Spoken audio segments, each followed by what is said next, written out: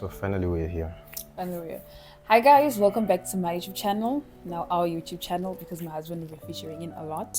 A lot? From henceforth. Eh?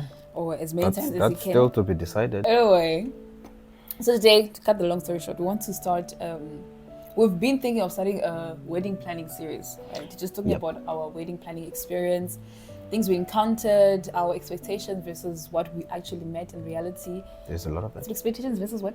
Expectations versus reality. Oh, what just we like ordered versus what we got. What we got, just even how we thought things would be, how we thought things would plan out to be, and all those things. Wait, have you told them that we planned this in April, May, June, July? Was that in 4.5 May, months? Was that in May? Because April was still in Namibia Also, for my graduation, so I came like in so May. let's say under 4 months. Let's say 4 months. 3 months. 3 to 4 months. Yeah, it depends on 3.5 months. whether we want to blow or not. Anyways, so we're just gonna tell you about, and this is planning a wedding in Zimbabwe. The reason why we thought we would want to, the reason why I actually wanted to make this series, as my husband had motivated, right, was because when we were planning our wedding, we actually Googled. I mean, we searched on YouTube, not Google.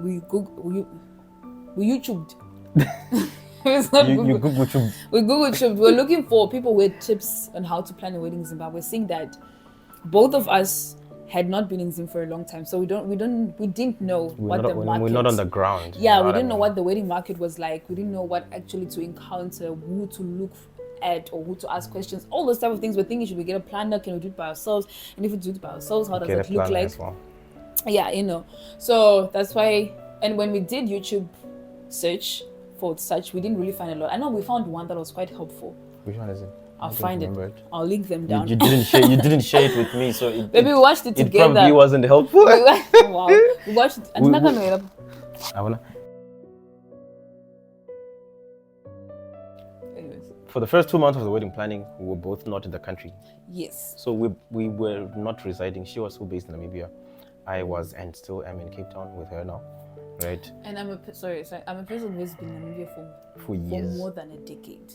Right. So she, even though her identity is Zimbabwean, Zimbabwe was no longer 100% in her. Yeah. Oh wow.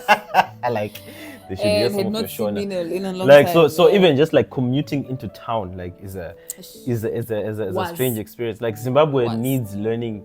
Like you need to have experience, you know what I mean, of living in Zimbabwe and commuting in Harare. So that's where, fortunately, we had very helpful people. My cousin sister, who had just wedded like in that a couple of months prior. My sister, same thing. She's a diehard Zimbabwean, so she knows. She has the Zimbabwean street smart as well. Yeah. She has helped people's weddings and stuff. And also, fortunately, I got, when I was in the process of asking a couple of friends of mine who had wedded, right, just asking them, just basic pointers and tips. One of them actually linked us to a brother that I had once been in varsity with, but he was a couple of streams ahead of me, that he was now into wedding planning and he had planned their wedding, right? And so we got a hold of him. He was very keen. Shout out to you, Dudley. Deacon Dudley. Sorry. Oh yeah. Some respect on the name. Respect. So he really helped us. He really helped us. Like he was very keen to help us. Sourcing out vendors as well. And also the constant pressure of being, when people follow up on you, and they're asking things like, have you done this and that? Guys, time is not on your side. Have you sorted out your groomsmen yet? And I'm thinking, I'm still here to contact people, bro. Right? Or we are doing that thing. I remember there was that thing that we'll do where I think it was you who started it. You go on Pinterest or on whatever, and you'd search wedding planning timelines, right? Yeah. So the people who've put out proposed timelines, right? And all the timelines that you are getting a year or more are things like they're saying a year before the wedding you should have secured the venue. 9 months before. 9 months before the wedding you should have gotten your groomsmen and bro, teams, right? 3 months. 6 months before the wedding you should have secured 80% of all your vendors. Lord 6 months before the wedding you should start doing your makeup trials and all that kind of stuff. And I'm thinking, all the stuff that's listed under 3 months before the wedding is like you should be doing rehearsal. You know that thing of rehearsal, food tasting or something like that. Food tasting, rehearsal dinner. You should be doing, sending out the last batch of invites. And we're thinking, guys, here's us 3 months before the wedding, and we are still to decide on a venue. That was stressful for me. I don't know. that was demotivating for me. That was demotivating. I guess that's how we decided, no, let's look for one that applies to our situation, Yeah. And so fortunately I got some motivation from a couple of brethren in my local church. We had planned weddings in shorter time frames and stuff, and so motivation was there. That's demotivated. Anyway, so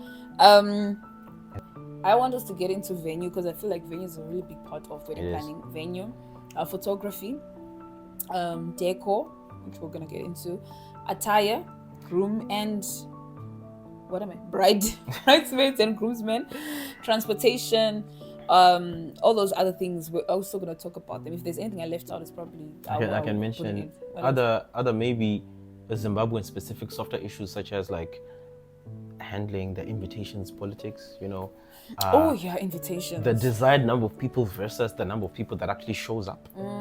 Guest lists and stuff. Guest lists, do guest lists actually work in Zimbabwe? Because Zimbabwe, things like who to even include in your groomsmaid and stuff like that, because that has politics in of itself, right? Groomsmaid bridal party that you have to customs, the customs that you have that's what I want to say, customs. Yeah, so it's not like planning a wedding in Zimbabwe is not as straightforward as in other cultures or places where it's just venue.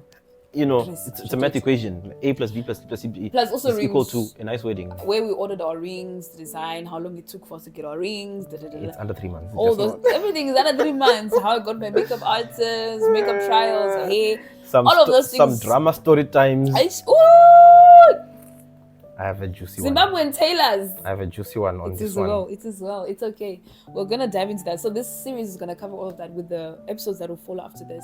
So I just want to mention that my husband, when we started wedding planning, my husband likes making spreadsheets, right? At that time I didn't understand, but actually it became very helpful. Came out wrong. Sorry.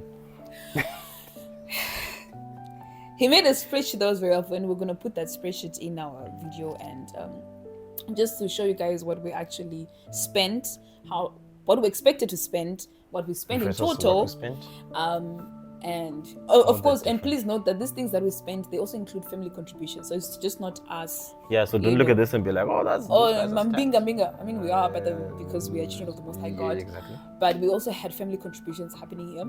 So I'm just gonna put this clip of him just scrolling. As you can see, this is how the budget looks like. This is how the spreadsheet looks like.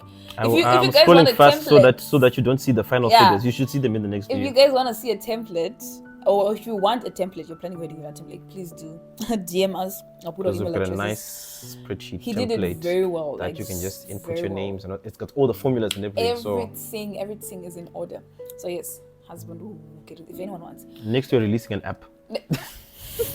Yes, there's the software engineer. Oh yeah, you just say I'm planning a wedding. Pam, it shows you. It should be.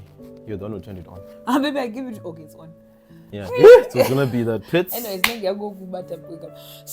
so that's what our series is gonna be. So it's wedding planning in Zimbabwe. I'm not sure what we're going to name it, but we'll title it in a very clickbait. Please do share with people that you think might find this helpful. If you have a friend, a sister, a cousin, whatever, who's planning a wedding and they haven't been in Zimbabwe for a cousin that you are still convincing, that you are still convincing. Oh wow, yeah, you can send them the video and they keep saying it's expensive. It's not that bad. It's actually not that bad, guys. No, it is bad. If you trust in the Lord, it's not that bad. The Lord will help you because the Lord is in the business of marriage, so He will fund it for you. It's His idea. So He'll fund it for you. So yeah, this is just our intro video. Please stay tuned for more videos to come. And I don't know how many we're gonna have, but we're gonna have a couple, and they're gonna be nice, informative. Some I'm gonna be there, some I'm not gonna be there. He's gonna be there. Someone else gonna be there. What did I say? Whatever I say. Because now I'm a guest here. I'm not a tenant. On this channel. Yeah, welcome guest. Yeah. Anyways, thank you so much, guys. Stay tuned for the next videos to come, and this is goodbye.